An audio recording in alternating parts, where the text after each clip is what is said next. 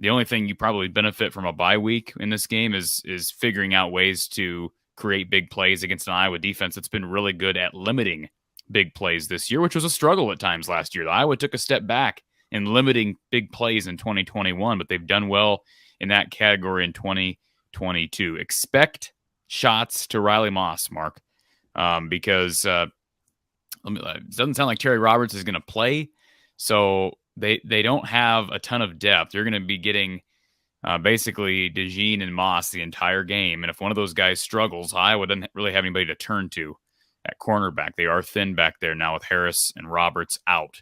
So, but yeah, it's going to be an interesting game. I feel as a fan, I'll just approach it as a fan for a second, Mark. I'm looking forward to watching the game. I know some Iowa fans are like dreading the game because they assume that, it's going to be a ugly game, and it very well could be. But I'm just looking forward to the game. I enjoy watching Iowa football. I know it's, once you get into the game and you're watching it, it can be painful. But, being able to see them in the shoe, which I think is a great college football venue. Once again, it's part of Big Noon Kickoff. I see all those things as a positive. I know some people, again, treat those things as negative things, but I'm looking forward to the game on Saturday. We remind everyone out there that our Hawkeyes live show on Tuesday is brought to you by Gene Arthur Associates.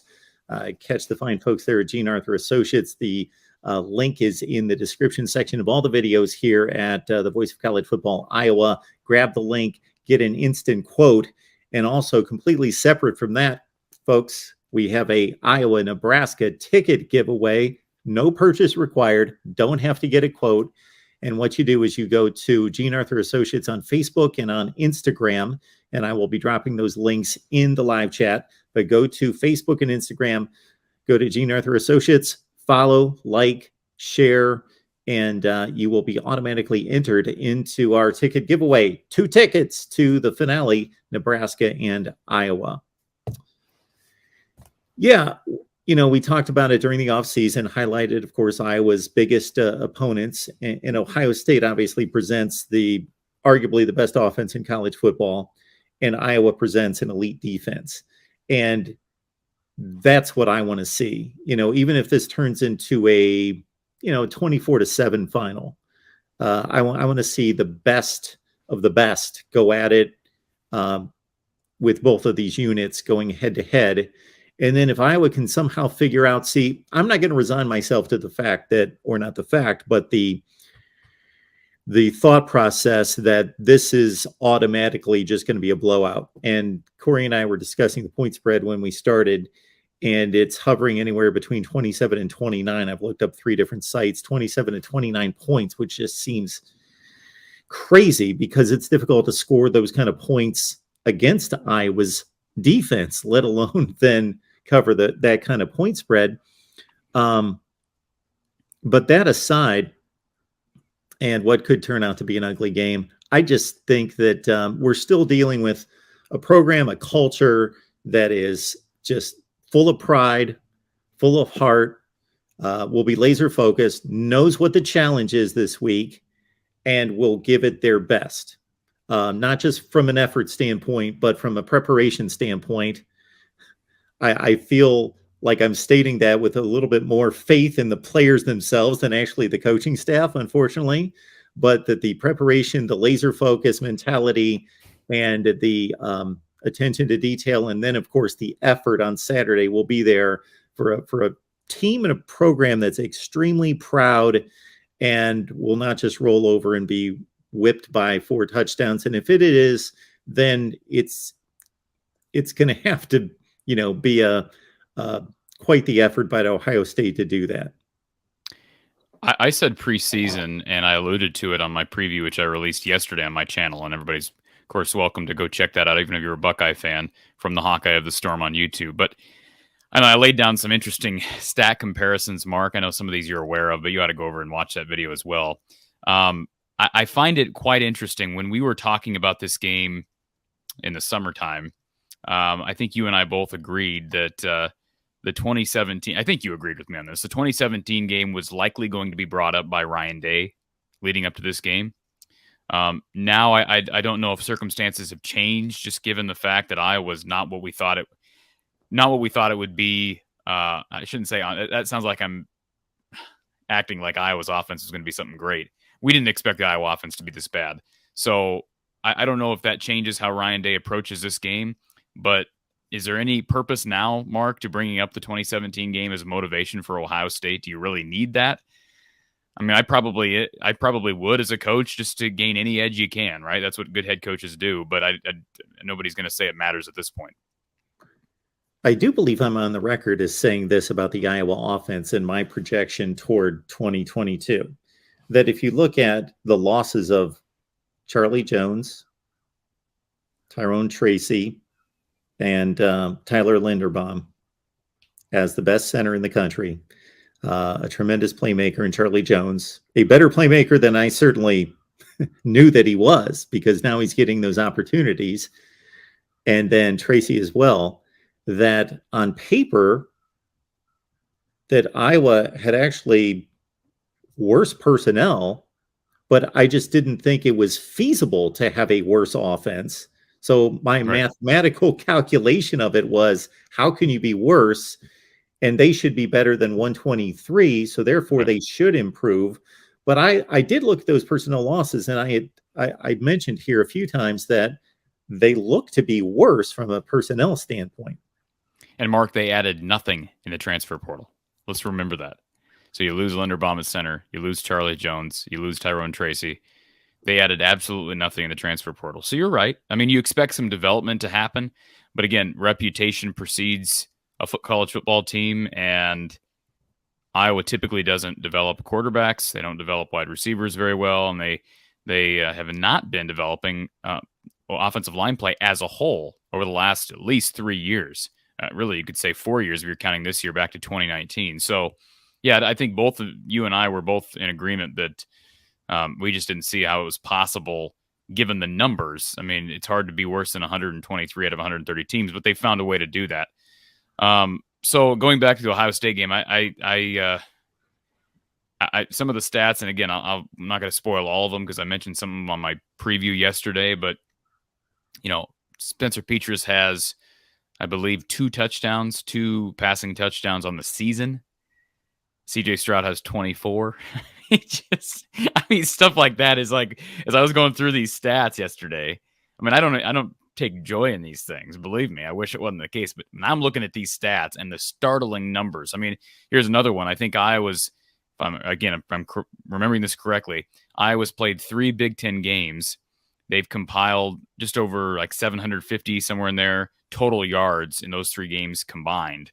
Ohio State had like 650 against Michigan State last week alone. So just, again, going through those stats. So I encourage anybody to watch that video because the numbers are mind-boggling. And here's what I'm surprised about, Mark, because I'll be honest, I haven't watched a ton of Ohio State football this year.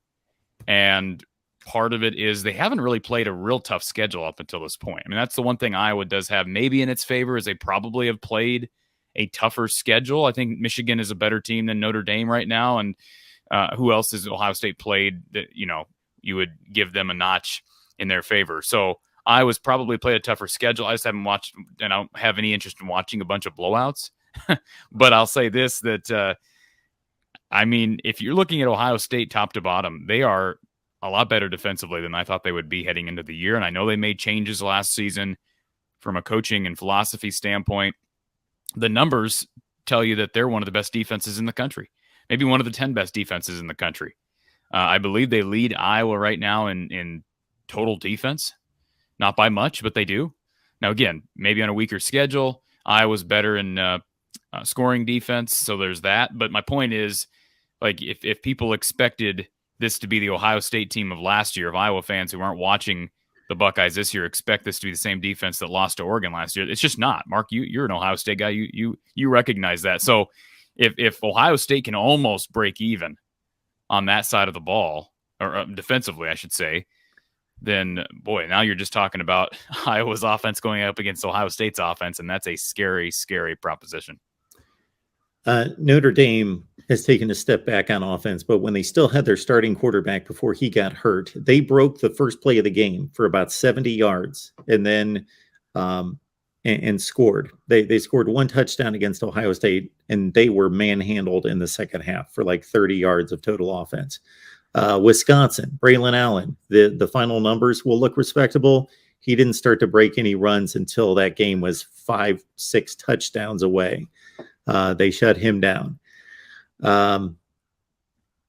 The Toledo offense on the MAC level actually made some plays on Ohio State. They scored 21 points, but I guess when you give up 11 touchdowns and Ohio State scores 77, then that's you can only take so much of that into account as being meaningful scores as well. Michigan State, regardless of their issues, Peyton Thorne's a really good quarterback, and they've got two guys on the outside, and Jaden Reed, who just caught the game-winning touchdown pass against Wisconsin in double overtime, and Keon Coleman. They couldn't do much of anything against Ohio State 2 weeks ago. So this will, well, yeah. While Ohio State's playing by far the best defense it's faced on its schedule, Notre Dame's a capable defense. We thought Wisconsin was. They're not nearly their standard. On the flip side, Ohio State's played is going to be like playing just what everyone else is playing, the worst offense that they're going to face this year. Yeah, from the Ohio State side, in terms of a bye week, this is what I will say about, you talked about trying to scheme and figure out ways to hit Iowa for big plays. I'll make a statement, then I'll ask you a question about Iowa's approach with Phil Parker would be Ohio State's just needing to get healthy. I have yet to post a video, but I put together some notes to post a game preview as well. And Ohio State's just nicked up. Travion Henderson, one of the best backs in the country, had to leave the Michigan State game after gaining 120 yards. Mayan Williams has had a tremendous season. He scored 5 touchdowns the previous week. He missed Smith and Jigba hasn't played. Game. Yeah, so they've done all this, yes, without arguably the best wide receiver in the country, who's missed the entire season. He caught 2 passes for 3 yards on the opening drive of the game and has missed the entire season. But he is due back at some point. I think it's more a determination on, do we really need him? We want him to be right, want him to be healthy. So let's bring him back at that point. So Ohio State's a little bit nicked up offensively, but 2 more stats before I ask my Phil Parker question would be, the one I brought to the table last week was it hit me. I want to add up offensive touchdowns for these 2 teams, and it's 41-7, with Ohio State getting 9 out of Marvin Harrison Jr., 9 for a single player, not even a running back, a wide receiver, and of course, Iowa with 7. And courtesy our buddy Tony Gerdeman, who joins us on the Ohio State show every Wednesday, Ohio State has outscored Iowa in individual quarters. It has outscored in each quarter Iowa's complete total for the season. Say that again. Can you say that one more time? Ohio State's first quarter scoring is more than Iowa's for the season. Ohio State's second quarter scoring is more than Iowa's for the season, etc. Each quarter, Ohio State has outscored Iowa. Is that possible? I didn't know that was possible. Are you serious right now? That's what he tells me. I didn't go back and check. Okay. Oh, Tony. Well, I'll tell you this. That's an incredible stat. There's a lot of incredible numbers associated with this game on Saturday, Mark. So what will you say if Iowa finds a way to win? Like, not even to cover. What will you say if they go into Columbus and win this game on Saturday? Well, I mean, most likely will pick them to cover, but obviously winning the game, that's an entire... I'll admit this right now. I know I haven't released my picks. I'm picking Iowa to cover. I don't care if it gets... First of all, again, I'll never bet on a game, but just saying for our picks, if it goes down to 27, it goes down to 26, I got Iowa against the number just because of the defense. I think Iowa will hold enough. Now, if they get shut out, who knows? But I think they'll get some points from somewhere. How low would that number need to go for you to take Ohio State to cover? You're asking me for a score prediction now, Mark. I mean, I'd probably say if it was down around 24 or 25, and then I'm thinking, yeah, I'll probably take, because I don't see Iowa holding Ohio State to less than 24 or 25. But I also don't know how Iowa's going to get points on the board. And I did mention this. How about this for a number? This is the one way, and I said this on my show yesterday. The only way Iowa wins is if they take advantage of this stat. If you throw out the Toledo game, Mark, tell me what Ohio State's turnover margin is for the entire season, for the other 5 games combined. I was going to say something arrogant there and basically say it doesn't matter. But yeah, well, no, that's fine. You can say that, but just guess what their turnover margin is. They're not turning people over on defense. And turnover margin, though. Stroud has thrown 3 picks. And if they lost some fumbles, I'm going to say -2. -1. Okay. So even with the Toledo game, they're +1. And you look at how dominant they've been in all 6 games. That's where Iowa wins the game. I'm not saying they're going to be able to do it, but you got to get to +3 or +4. Yeah. I think that's the only way Iowa wins this game is if you find a way to +3 or +4. And you probably need, if you get to +3, if you're going to do it with +3, you probably need to take 2 of those back to the house. I mean, you likely. And even then, it certainly doesn't guarantee a win. But I think if you can be +2 heading into the 4th, I said that yesterday, if you get to +2 and then give yourself a chance to get to +3 in the 4th, that gives you a shot.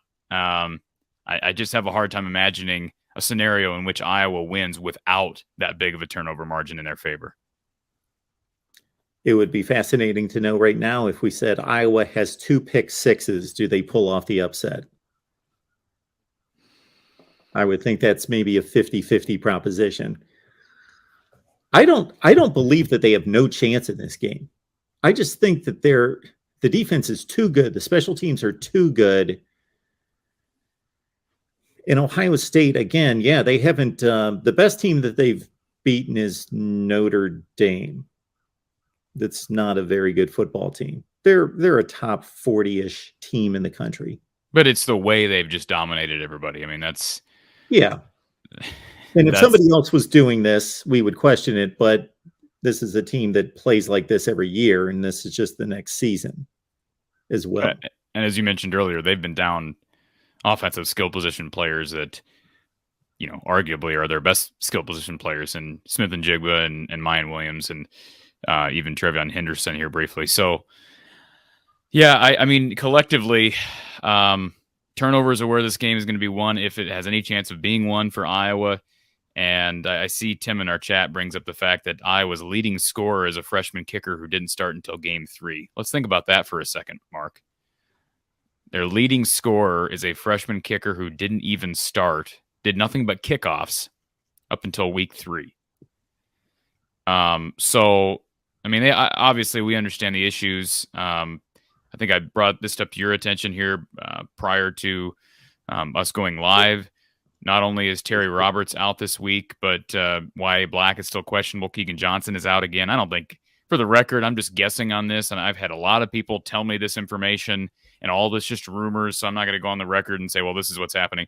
I doubt we see Keegan Johnson again this year. I mean, just from everything that I've heard from a number of different sources, I doubt we see him again. And then Deontay Vines could come back this week, Mark. He's been out with a wrist injury since early in fall camp, and he was having a nice fall camp back in early August. But you expect him to make an impact week 1, or excuse me, first week back, I should say. I doubt that. So, I mean, you got to take shots offensively. That's basically, I think, the key for this offense every week, because they just don't have the horses right now to beat you inside. I mean, Iowa right now is getting beat. Even that Nevada game, I know, Iowa knocked off a couple of big runs from Caleb Johnson in that game. I think the rest of their runs, they average like 2.5 per carry against Nevada at home. That's concerning. And I know you say, well, we can't throw out the 2 Caleb Johnson runs. Well, I can, because it tells a bigger story.